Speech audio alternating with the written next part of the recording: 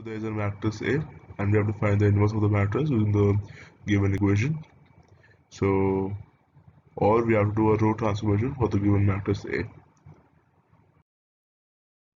So we'll first find the determinant, which comes out to be non-zero, and the value is -1.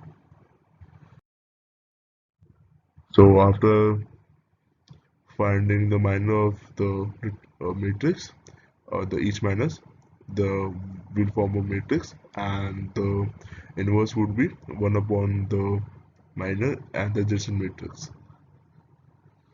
1 upon the determinant and the adjacent matrix is the multiplication. So we'll get the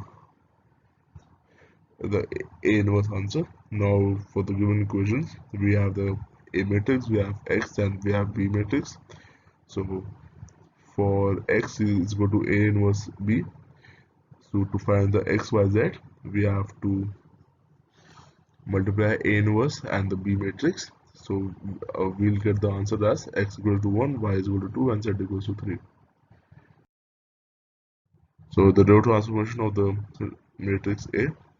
First we'll find the determinant. The determinant is 1, so that we know the inverse exists.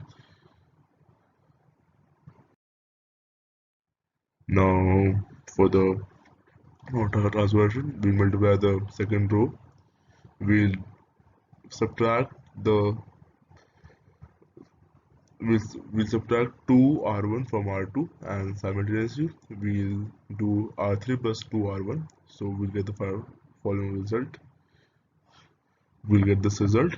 Then following on, we'll do r1 minus 2r2. Then we'll get this result.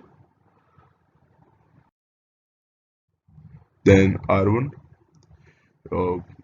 is equal to r1 minus r3. So we'll just subtract this into this, and r2 is equal to r2 minus r3. After that, we'll subtract this row but in this row. We'll get the answer, and as we have found the identity matrix, the inverse of the matrix is this.